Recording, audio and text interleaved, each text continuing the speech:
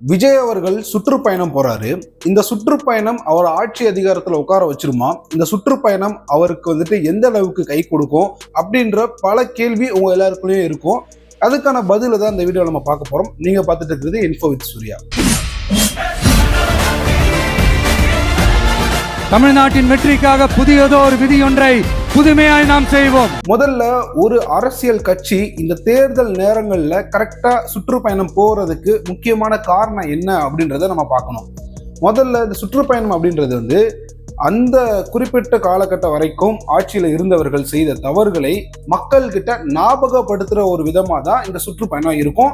எல்லா அரசியல் கட்சிகளும் என்ன பண்ணுவாங்கன்னா, தனக்கு எதிராக இருக்கிறவங்க மற்றும் ஆட்சி அதிகாரத்துல தவறு செய்யறவங்க இவங்களெல்லாம் விமர்சனம் பண்றதுக்காக தான் இந்த சுற்றுப்பயணத்தை நடத்துவாங்க. இதே ஆளுங்கட்சி எதுக்காக சுற்றுப்பயணம் நடத்துவாங்கன்னா, நாங்க ஆட்சியில் இருக்கும்போது இந்த மாதிரியான நல்ல விஷயத்தெல்லாம் பண்ணோம், இது மக்களுக்கு இந்த அளவுக்கு பயனுள்ளதா இருந்துச்சு, ஸோ அதனால மறுபடியும் நீங்க எங்களுக்கே வாக்கு செலுத்துங்க, நாங்க மறுபடியும் நல்ல விஷயங்கள் எல்லாம் பண்ணுவோம் அப்படின்ற ஒரு அஜெண்டாவோட தான் அவங்களுடைய சுற்றுப்பயணம் இருக்கும். இப்ப விஜய் அவர்களுடைய சுற்றுப்பயணத்துல அவர் என்ன மாதிரியான விமர்சனத்தெல்லாம் வைக்கிறாரு அப்படின்றதையும் நம்ம பார்த்துருவோம். அவர் அதிகமா டார்கெட் பண்றது யார் அப்படின்னு பாத்தீங்கன்னா, இரண்டு கட்சிகளை. ஒண்ணு திமுக, இரண்டாவது பாஜக. இந்த பாஜகவை கூட ஒரு வகையில ஒரு ஓரமா வச்சிருங்க. ஏன்னா இவங்க தமிழக அரசியலை பொறுத்த வரைக்கும் இவங்க வெஸ்ட் இவங்களை வச்சு ஒரு பிரயோஜனம் கிடையாது. சென்டர்ல தான் இவங்களுடைய பவர், அங்கதான் அவங்க செட்டப் பண்றது. இப்ப தமிழ்நாட்டில் செட்டப் பண்ணக்கூடிய கட்சி எது அப்படின்னு பாத்தீங்கன்னா திமுக. இந்த திமுக ஆட்சிக்கு வருவதற்கு முன்னாடி என்ன மாதிரியான விஷயங்களை சொன்னாங்க மக்கள் கிட்ட, எந்த மாதிரியான வாக்குறுதிகளை கொடுத்தாங்க, மக்களை எப்படி நம்ப வச்சு ஜெயிச்சாங்க அப்படின்ற அந்த ஒரு ஸ்டார்டிங் பாயிண்ட் இருக்கு பாத்தீங்களா. இந்த ஸ்டார்டிங் பாயிண்டை டார்கெட் பண்ணி தான் எல்லா அரசியல் கட்சிகளுடைய அந்த சுற்றுப்பயண விமர்சனம் அப்படிதான் இருக்கும். சுற்றுப்பயணத்தின் போது அந்த விமர்சனம் அப்படிதான் இருக்கும். விஜய் அவர்கள் இதை ரொம்பவும் ஷார்ப்பா, ரொம்பவும் தெளிவா அந்த பாயிண்டை கரெக்டா பார்த்து கோல் பண்ற மாதிரி அவருடைய சுற்றுப்பயணத்துல விமர்சனங்களை வச்சுக்கிட்டு இருக்காரு. கடந்த சனிக்கிழமை அவர் மேற்கொண்ட அந்த சுற்றுப்பயணத்துல சில விஷயங்களை தூக்கி மக்கள் முன்னாடி வச்சாரு. எந்த மாதிரியான விஷயங்களை தூக்கி வச்சாரு அப்படின்னு பாத்தீங்கன்னா, திமுக தேர்தல் வாக்குறுதியா சில விஷயங்களை சொல்லிருச்சு. ஒரு 500க்கும் மேற்பட்ட வாக்குறுதிகளை சொல்லியிருந்தாங்க. அதுல அவங்க பாதிக்கு மேல கூட இன்னும் நிறைவேற்றல, அப்படியே பெண்டிங் இருக்கு.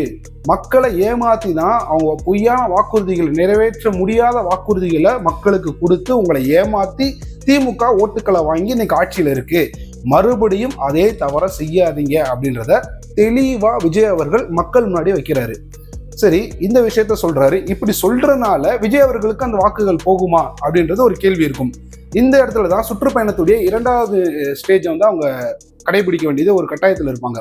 என்ன அந்த ரெண்டாவது ஸ்டேஜ் அப்படின்னு பார்த்தீங்கன்னா, எந்த அளவுக்கு எதிர்கட்சிகள் அல்லது ஆளும் கட்சியின் மீது விமர்சனங்களை ஒரு கட்சி வைக்கிறதோ அதே அளவுக்கு நாங்க ஆட்சிக்கு வந்தா என்ன பண்ணுவோம் அப்படின்றதையுமே சொல்லணும். விஜய் அவர்கள் அதுல முதல் சுற்றுப்பயணத்துல அது தெளிவா அவர் மக்கள் கிட்ட சொன்னாரா அப்படின்னு கேட்டீங்கன்னா, ரொம்பவும் தெளிவா சொல்லலை. நான் அதை ஏத்துக்கிறேன். ஏன் அப்படின்னா, அவருடைய சுற்றுப்பயணம் ரொம்ப சின்ன ஒரு காலம், ஒரு குறிப்பிட்ட பீரியட்ல மட்டும் முடியேற போறது கிடையாது. ரொம்ப லாங் டேர்மா தான் அந்த சுற்றுப்பயணத்தை வச்சிருக்காங்க. ஸோ இவங்களுடைய அந்த தேர்தல் வாக்குறுதிகள், அறிக்கைகள், நாங்கள் ஆட்சிக்கு வந்தால் எந்த மாதிரியான மாற்றங்களை கொண்டு வருவோம் அப்படின்ற விஷயத்த வரக்கூடிய நாட்கள்ல ஒவ்வொரு இடத்துலையும் ஒவ்வொரு மாதிரி சொல்லிக்கிட்டே வருவாங்க. அதை தான் மக்கள் பாயிண்டா பிடிச்சிப்பாங்க. இப்ப இந்த சுற்றுப்பயணத்துல அப்ப எதுவுமே சொல்லலையா தம்பி? இத்தனை நாள் அவர் கட்சி ஆரம்பிச்சு கிட்டத்தட்ட ஒரு 2வது மாநில மாநாடு நடத்திட்டாரு, இன்னுமா சொல்லாம இருக்காரு அப்படின்னு கேட்டீங்கன்னா இருக்கு. அவர் முதல்ல மக்களுக்கு என்ன தேவை, மதச்சார்பற்ற ஒரு அரசியல் நமக்கு உருவாகணும் இந்த இடத்துல. அது மட்டும் இல்லாம அனைவருக்கும் பாதுகாப்பான ஒரு அரசியல் சூழ்நிலையை நம்ம உருவாக்கி கொடுக்கணும். இரண்டு எந்த ஆட்சியாளர்கள் கொடுக்குறாங்களோ அவங்கள நம்ம விமர்சனம் பண்றது ரொம்பவும் கடினமான ஒரு விஷயமா இருக்கும். இப்ப திமுக பெண்கள் பாதுகாப்புன்னு சொல்றாங்களே தவிர, உங்க வீட்டுல இருக்கட்டும் சரி, எங்க வீட்டுல இருக்கட்டும் சரி, நம்மளை சுத்தி இருக்கிறவங்களா இருக்கட்டும் சரி, யாராச்சும் ஒரு வகையில பெண்கள் நாங்க சேஃப்டியா தான்ப்பா இருக்கோம் அப்படின்றத அவங்களால 100% சொல்ல முடியல. இன்னும் குறிப்பா சொல்லணும்னா சில ஏரியாக்கள்ல, சில அந்த கிரைம் ரேட்ல அதிகமா இருக்கக்கூடிய ஏரியா பகுதிகள் எல்லாம் பாத்தீங்கன்னா பெண்கள் ரொம்பவும் பயப்படுறாங்க வெளியே வர்றதுக்கும் சரி.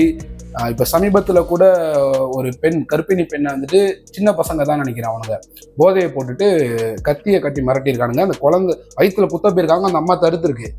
அதுக்கப்புறம் என்ன பண்ணிருக்கானுங்க, முதுகுலையும் காதுலையும் வெட்டிட்டு அந்த கல்லாப்பட்டியில இருந்த பணத்தெல்லாம் எடுத்துட்டு போயிருக்கானுங்க. ஸோ இப்படி தான் இருக்குது பெண்களுடைய பாதுகாப்பு. ஸோ இதை தான் வந்து விஜய் அவர்கள் தெளிவாக இத்தனை நாளில் சொல்லிட்டு இருக்காரு. பெண்களுக்கான பாதுகாப்பு தமிழகத்தில் இல்லை. ஸோ நாங்கள் ஆட்சிக்கு வந்தால் பெண்களுக்கான பாதுகாப்பை உறுதி செய்வோம், முதியவர்களுக்கான பாதுகாப்பை உறுதி செய்வோம், விவசாயிகளுக்கான பாதுகாப்பை நாங்கள் உறுதி செய்வோம், அப்புறம் மாணவர்களுடைய வேலை வாய்ப்பை நாங்கள் உறுதி செய்வோம். இந்த மாதிரியான விஷயங்களெல்லாம் வந்துட்டு சாலிடாக விஜய் அவர்கள் சொல்லிட்டு இருக்காரு. இதுதான் வந்து அவருடைய சுற்றுப்பயணத்தினுடைய நோக்கம். இந்த நாளைக்கு நடக்கக்கூடிய சுற்றுப்பயணத்திலையும் சில விஷயங்களை வந்துட்டு அவர் சொல்லுவார். இப்போ உங்களுக்கு ஒரு ஐடியா கிடைச்சிருக்கும், இந்த சுற்றுப்பயணத்தில் மெயினாக அவங்க என்ன தான் பண்ணுறாங்க, எதுக்கு இவ்வளோ செலவு பண்ணி இந்த சுற்றுப்பயணத்தை பண்ணுறாங்கன்ற ஒரு ஐடியா கிடைச்சிருக்கும். இது எப்படி தம்பி ஓட்டா மாறும் அப்படின்னு கேட்டிங்கன்னா, ஒரு அரசியல் கட்சி மீது நம்ம வைக்கக்கூடிய விமர்சனங்கள் வேலிடாகவும் மக்களுக்கு புரியுறபடியும் இருந்துச்சு அப்படின்னா அவங்களுக்கு அவங்க மேலே ஒரு வெறுப்பு உருவாகும். வெறுப்பு மீன்ஸ் இவனாப்பா அவனை நம்பி ஓட்டு போட்டு வேஸ்ட்டாக போச்சு அப்படின்ற மாதிரியான அப்படின்னு தோணும். அப்போ அப்படி தோணும் போது அவங்களுடைய அடுத்த ஆல்டர்னேட்டிவ் யாரு அப்படின்னு யோசிக்க ஆரம்பிக்கும் போது நாங்கள் ஆட்சிக்கு வந்தால் இதை செய்வோம்ன்றத வாக்குறுதியை கொடுக்குறாங்களே, அப்போ மக்களுக்கு ஆட்டோமேட்டிக்காக சரி ஓகே இந்த தடவை வந்துட்டு தளபதி விஜய் அவர்களுக்கு வாக்கு செலுத்துவோம், அவர் வந்து என்ன பண்ணுறாருன்னு பார்ப்போம் அப்படின்ற ஒரு எண்ணம் வரும். இப்படி தான் வந்துட்டு இந்த சுற்றுப்பயணத்தில் மக்களை கூட்டமாக வரக்கூடிய மக்கள் வந்து ஓட்டாக மாறுவாங்க. இப்படி தான் வந்துட்டு ஒவ்வொரு காலகட்டத்திலையும் ஒவ்வொரு அரசியல் கட்சியுமே தங்களுக்கான வாக்குகளை வந்துட்டு சேகரிச்சிருக்காங்க.